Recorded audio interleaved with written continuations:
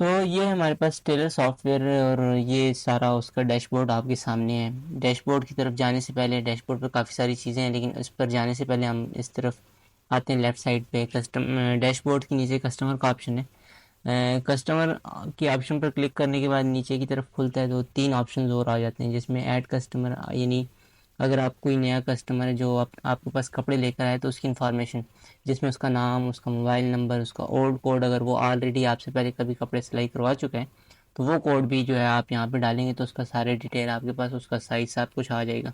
फिर email address और email to customer, कि ईमेल को कस्टमर भी चले। उसके बाद नीचे आ जाएँ तो डिज़ाइन की बात आ रही थी। डिज़ाइन टाइप, यानी किस टाइप के कपड़े बनवाना चाहते हैं आप, पाजामा बनवाना चाहते हैं, शलवार कुर्ता बनवाना चाहते हैं, स्कर्ट्स बनवाना चाहते हैं, शाल, अबाया, शर्ट, ये सब चीज़ें डिज़ाइन में आ जाती हैं। और उसके बाद जो है रिकॉर्ड को सेव किया जा सकता है। जो कस्टमर आपके पास आया है और जो अपने कपड़े सिलाई करवाना चाहते हो तो उसकी डिटेल्स आपके पास ऐड हो जाएंगी यहाँ पे। फिर नीचे आ जाए तो व्यू कस्टमर, तो जो आपके पास जितने भी कस्टमर्स हैं, चाहे नए हैं पुराने हैं, उन सब की डिटेल्स यहाँ पे मौजूद हैं। उसमें उनके न्यू कोड, उनके नए कोड जो है शामिल हैं। उसके बाद उनके नेम, उनके मोबाइल नंबर, उनके एड्रेस, लास्ट ऑर्डर उन्होंने कब करवाया, टोटल ऑर्डर्स के उन्होंने कितने ऑर्डर्स दिए हैं, डिज़ाइन क्या था उनका, और ये सब चीज़ें उसमें शामिल हैं। यहाँ तक कि मेजरमेंट्स भी शामिल हैं कि अगर किसी कस्टमर ने आपसे पहले कपड़े बनवाए हैं तो उसकी मेजरमेंट भी यहाँ पर आपके पास सेव होकर पड़ी रहेगी।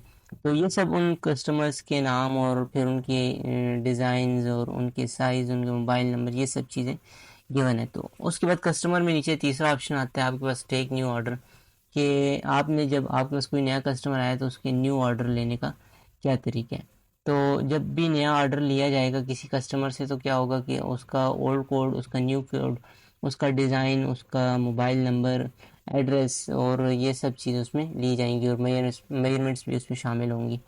तो ये सब चीज़ें आ जाएंगी जब आप कोई भी नया ऑर्डर लेंगे। जब ईद के मौके पर आते हैं तो काफ़ी सारे ऑर्डर्स नए आ जाते हैं, तो उन ऑर्डर्स को यहाँ पे मेंशन किया गया कि 1 2 3 4 5 6 7 अप टू सो ऑन, जितने भी आपके पास एक दिन में ऑर्डर आते हैं उन सबको आप यहाँ पे इजीली अपने पास स्टोर करके लिख सकते हैं, बजाय इसके कि आप अपनी डायरी पर लिखें और फिर आप डायरी ढूंढते रहें। तो नीचे आ जाता है थर्ड ऑप्शन हमारे पास, कस्टमर ऑर्डर लिस्ट, के कस्टमर ने जो है कितने क्या क्या ऑर्डर किए, किन किन कस्टमर के कितने कितने जोड़े हैं, उनका कोड, उनका मोबाइल नंबर, उनकी सारी डिटेल यहाँ पे शामिल है। फिर ये भी शामिल है कि उन्होंने पैसे दिए नहीं दिए, और उनका जो ऑर्डर है वो रेडी है या नहीं है, डिलीवर हो चुका है नहीं हुआ, पेमेंट हो चुकी नहीं हुई, अर्जेंट चाहिए या नॉर्मल फीस के साथ चाहिए, नॉर्मल पैसों के साथ चाहिए, वो सब चीज़ें भी यहाँ पर गिवन है। उसके बाद नीचे आ जाए तो स्टाफ रिकॉर्ड की बात आ जाती है। स्टाफ रिकॉर्ड में आपके पास जितने भी स्टाफ मेंबर्स हैं उन सब की डिटेल्स और इन्फॉर्मेशन भी यहाँ पे सेव की जा सकती है, उनका नाम, मोबाइल नंबर, स्टाफ की जो कमीशन है, सूट कमीशन है। फिर आप नीचे आ जाएँ स्टाफ का नेम, जितने भी स्टाफ मेंबर हैं आपके पास ये सब यहाँ पे ऐड है उनकी डिटेल्स। फिर नीचे आ जाए तो यूज़र नेम, स्टाफ ईमेल, जो यूज़र नेम, जो यूज़र होगा, जो स्टाफ मेंबर होगा उसका नाम, फिर स्टाफ की ईमेल, फिर पासवर्ड, एक्सेस लेवल कि उसका लेवल क्या है। और नीचे आ जाए तो अकाउंट स्टेटस, अकाउंट स्टेटस ये शो कर रहा है कि यार आया वो जो एम्प्लॉय था, वो जो आपके पास स्टाफ मेंबर था, वो अभी भी काम कर रहा है या कहीं चला गया है, ये छोड़ गया है। तो ये चीज़ एक्टिव और इनएक्टिव उस चीज़ को शो करती है। नीचे आ जाए तो एक्सपेंसेस की बात आ जाती है। एक्सपेंसेस में आपके पास जो है अखराजात आ जाते हैं, जितने भी आपके पास महीने में पूरे अखराजात हुए इन सबको आप एक साइड पे कर लेते हैं, और उनका बजट लगाने के लिए आप जो है उनको अलग अलग से नाम देते हैं। फिर उनकी अमाउंट, कि आपका एक दिन में क्या क्या खर्चा हुआ, आपने चाय पी, नाश्ता किया, कोई मेहमान आ गए तो उसके लिए जूस ले आए, ये सब चीज़ें उसमें शामिल हैं।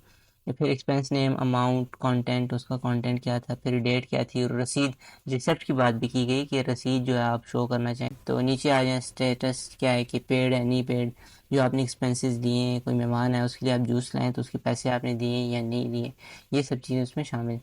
फिर इस तरफ आ जाए तो ये एक्सपेंसेस के नेम जैसा कि ब्रेकफास्ट, टी और रेंट और डिनर, ये सब चीज़ें उसमें शामिल हैं। फिर अमाउंट क्या थी उनकी, फिर डेट क्या थी, फिर एडिट बाय, किसने ऐड किया, किसके थ्रू जो है वो एक्सपेंस जो है ऐड हुए हैं, वो सब भी है। फिर यहाँ पे स्टेटस है कि पेड है या नहीं पेड वो एक्सपेंसेस, तो वो सब डिटेल्स है। नीचे आ जाए फिर इन्वेंट्री आ जाती है। इन्वेंट्री में आपके पास जो है पीओएस है, ऑल सेल्स हैं और ऐड न्यू प्रोडक्ट्स है। न्यू प्रोडक्ट मिसाल के तौर पे अगर आप अपनी शॉप के लिए कोई नया कपड़ा लेके आना चाह रहे हैं और आप नया कपड़ा ले आते हैं, तो उस प्रोडक्ट को आप अपने पास ऐड भी कर सकते हैं।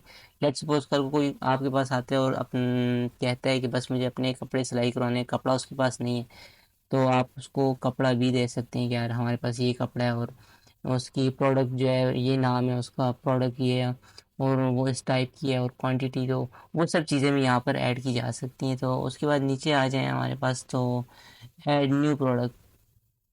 तो जब भी आपके पास कोई नया प्रोडक्ट आ गया है तो उसका प्रोडक्ट नेम भी होगा, प्रोडक्ट बार कोड भी होगा, उसकी लेंथ भी होगी, विड्थ भी होगी, सब चीज़ें, फैब्रिक टाइप किस टाइप का फैब्रिक है, वो चीज़ सब चीज़ें भी यहाँ पे शामिल होंगी। आप दिखा सकते हैं कि आपके पास फैब्रिक किस टाइप का, प्रोडक्ट किस टाइप की है और उससे वो सेटिस्फाई हो सकते हैं कि यार आया प्रोडक्ट अच्छी है या नहीं।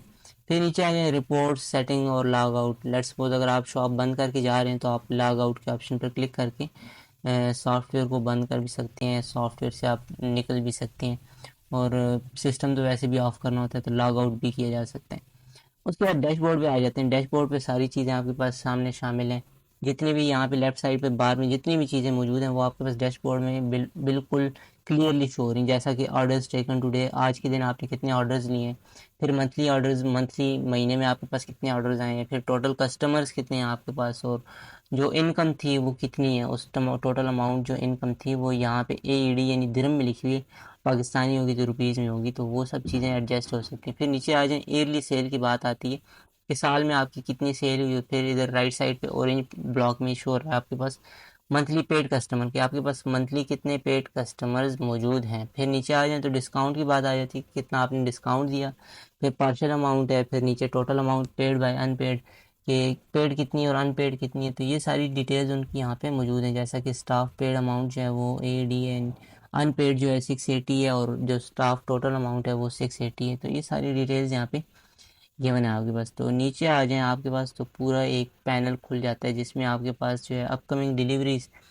मजे की बात, अपकमिंग डिलीवरीज में लेट्स सपोज किसी क्लाइंट को बड़ी जल्दी कपड़े चाहिए थे, तो आप कपड़े बना रहे हैं, दर्जी अगर उसको टेलर्स को कपड़े देना चाहता है तो वो यहाँ पे ऑटोमेटिकली वो चीज़ें खुद बहुत शो हो जाएंगी कि आपने अपकमिंग डिलीवरीज किन किन बंदों को आपने कपड़े तैयार करके देने हैं, तो वो उनके नाम, उनका जो क्वांटिटी है, उनका स्टेटस, ये सब यहाँ पे शुरू हो जाएंगे और ड्यू डेट भी, यहाँ तक कि अगर एक्सपायरी आपने उनको कोई लास्ट डेट बताई तो वो भी यहाँ पे शामिल हो जाएगी। उससे ये ज़ाहिर होगा कि इस बंदे को जो है कपड़े अर्जेंट चाहिए, तो ये चीज़ भी इसमें शामिल है। नीचे आ जाएँ तो top ordering clients in current year, कि आपके पास जो है कितने कौन कौन से क्लाइंट जो हैं वो टॉप ऑर्डर्स क्लाइंट थे, यानी बार बार आते रहे, बार बार आपसे ऑर्डर करवाते रहें।